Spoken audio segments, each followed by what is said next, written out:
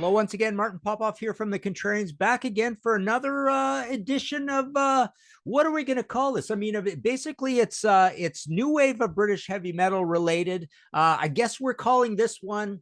There are only 10 good new wave of British heavy metal albums. By the way, you can get the Iron Maiden book isn't here yet, but the new wave of heavy metal trilogy is still available. My Motorhead book, my Saxon book are still available, all at martinpopoff.com. So yeah, the point of this episode is to hammer home the point that went over some people's heads, I think, of that episode I did, that strange episode where I said, here's a ridiculous top 10 new wave of British heavy metal list. So this is kind of along the same theme. And I want to make the point just a little finer kind of thing. So the reason I'm saying there are only 10 good new wave of British heavy metal albums is I've often described the new wave of British heavy metal as drunk priest, right? So that's the shortest definition I could get down to. 2 words, drunk priest. I think Iron Maiden's first album is Drunk Priest. I think Tigers of Pantang is Drunk Priest, right? And as you know, I've discussed when I've gone on with Pete from Sea of Tranquility, we did the new wave of British heavy metal bike wheel. Of course, you go off into different strands or spokes along the wheel from the hub, and you get various forms of new wave of British heavy metal that happen. But inherent in that definition of Drunk Priest, and why these bands are drunk priest are for a number of reasons, right? They're young, they're recording on a shoestring budget, possibly putting this out themselves, more than likely putting it out on a small new label. So yeah, just dodgy recording studios.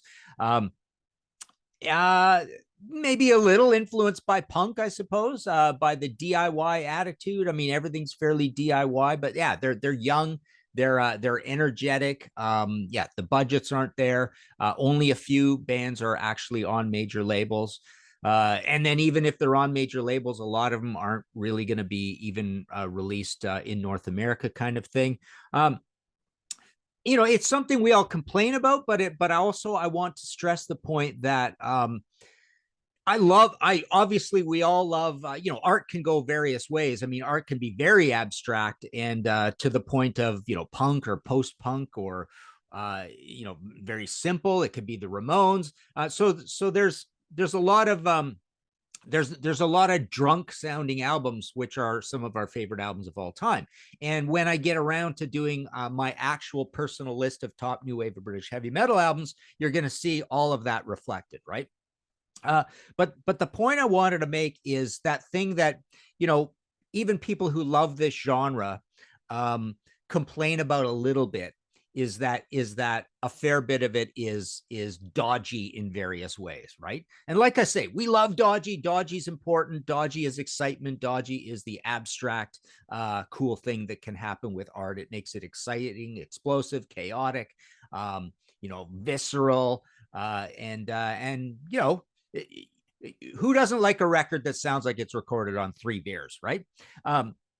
So the point of this episode, though, calling it "There Are Only 10 Good New Wave of British Heavy Metal Albums," again, is to align with that sister episode. And I'm just going to go through these, and I'm going to, you know, briefly describe them and say why they are on this list.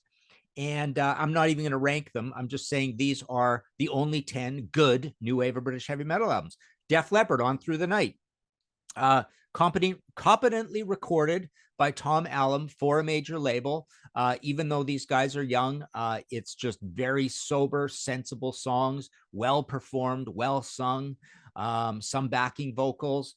So yeah, On Through the Night immediately sounded like, you know, right there in 1980, sounded like one of the most professional sounding albums. These are other adjectives that go with the theme of the show: competent, sober, conservative, crafted, professional, right? Expensive sounding. That's something that I've said many times, right? So that's really kind of key here. Expensive sounding.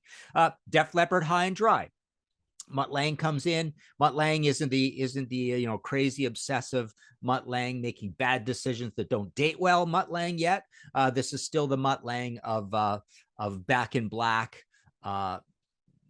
arguably City Boy, arguably Boomtown Rats, but no, this is Mutt Lange on his way to Pyromania. But again, even more competently recorded, soberly recorded, better background vocals, more painstakingly put together in every single way. Absolutely a professional, expensive sounding album. Def Leppard Pyromania is our third one. And now we do have the famous Mutt Lange, but again, even more expensively, competently recorded. You've got a very modern drum sound. You've got, impossibly vaulted, multi-tracked backing vocals. Again, you've got meticulously put together songs in various directions at various speeds, beautiful sequencing. You've got pop. You've got, mellow bits leading to other bits, very good songs, right? Well put together songs. So nobody, this is a very kind of corporate heavy metal album. Arguably, we're just moving away from the new wave of British heavy metal at all. But if you allow Def Leppard in, it is only 1983. You know how I go to 1984 with this. If you do allow Def Leppard in, they're all British, Sheffield, right? It's one of the 10 good new wave of British heavy metal albums. Iron Maiden Killers. I think Killers sounds more sober and conservative than Number of the Beast, and certainly more than Iron Maiden. I think this is a competently recorded album. It's Martin Birch basically dialing in everything correctly. There's a lot of challenging playing on here where the band rose to the challenge and locked it down and played great. Killers is a great example of that. Wrathchild is a beautifully put together song. I just think it sounds like a professional band, right? Iron Maiden Peace of Mind, even more so. More beautifully recorded. You've got Nico in there on drums. I think you've got this great rich bottom end, even though he can be a busy player, which is great, which is perfectly fine. The band is really, crafting these perfect sort of songs. How we all kind of, give the stick to Quest for Fire, being lyrically a little naff, as they would say. But essentially, lots of great ideas. Very soberly, conservatively put together, good. It sounds like an expensive album. It sounds like a crafted professional album. Tigers of Pantang the Cage. This is their fourth album, and I wouldn't put any of the first three in this category. They all sound like they're recorded on 3 beers, right? But the Cage, is it's short. That's kind of too bad. But it is beautifully recorded by Peter Collins. Not steely, screechy Rush recorded by Peter Collins, but nice rich bottom end, nice highs, very competently played. It sounds like a world beater. It sounds like something that could have been a huge album. It's very commercial. It's very accessible, very corporate sounding, very crafted, expensive sounding. So it is one of our only 10 good new wave of British heavy metal albums. Next, I've got More Blood and Thunder. This is a world-beating stadium rock, but still purely heavy metal album with incredible vocals, spirited, interesting push and pull drumming, incredibly well thought out, intelligent riffs from Kenny Cox, and just a variety of great songs on here, but all in a heavy metal style, but weirdly accessible if you are a heavy metal fan. It's kind of like Dio Holy Diver, right? Is accessible, or More Metal Church's second album, or Accept Metal Heart, Balls to the Wall, more like Restless and Wild. It's probably closer to a Restless and Wild, right?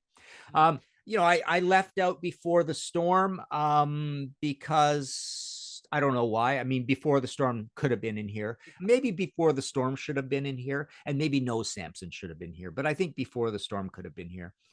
Next, I've got Samson's Don't Get Mad, Get Even. Now, definitely the first 2 Samson albums sound like they're recorded on a half dozen, like on a 6-pack of beer. Shock Tactics is almost there. But Don't Get Mad, Get Even with the great Nicky Moore. I think this is a pretty professional album. I don't know. This is a little arguable, right? And finally, for one of the only 10 good new wave of British heavy metal albums, I'm going with Fastway, Fastway. Arguably you could put All Fired Up in here, but Fastway already is moving away. People are, dodgy on whether Fastway is even particularly. You got Jerry Shirley on drums from Humble Pie. You've got an old sawhorse on bass, Pete Way from UFO from years back, and you've got Fast Eddie, and there's that whole debate whether Motorhead is even a new wave of British heavy metal band or not. Plus, they're on CBS. Plus, they're on their way to the States. They're backing up Saxon and Iron Maiden and all that stuff, right? So they don't really feel that part of the scene. Although I've got lots of little clippings and flyers of them playing gigs with other new wave of British heavy metal bands and whatnot, right? But yes, very competently recorded, kind of Led Zeppelin-ish. It's a little loose, but the songs are very accessible. It sounds like an album that could have been big, and is an album that I think. Hang on, how did that work? I think it almost went gold, or did it go gold? It might have even gone gold in the States. I don't know, but it was on its way. They were doing well, right? And yes, it does sound like a very American experience. So there you go. That is our list of the only 10 good new wave of British heavy metal albums. 3 from Def Leppard, 2 from Iron Maiden. You'll notice I left out Number of the Beast. You'll notice I left out Power Slave. Those sound a little drunk. And the first one does as well. Tigers of Pantang, The Cage. More Blood and Thunder, Samson. Arguably, let's say, let's leave it at Don't Get Mad, Get Even. That is the heavier one, right? It's kind of cool. They corrected and came back. It's kind of like they're screaming for vengeance. And Fast Way. So let me know what you think in the comments below. Hit like, subscribe, all that good stuff. We've got a Ko-Fi. We've got merch. If you get on with our Patreon, it allows you to get on the panels we do of those sorts of things. And like I say, martinpopoff.com for all the books. I got an audio podcast as well called History in 5 Songs with Martin Popoff. There's got to be over a dozen new wave of British heavy metal related episodes there. Go listen to some more Blood and Thunder.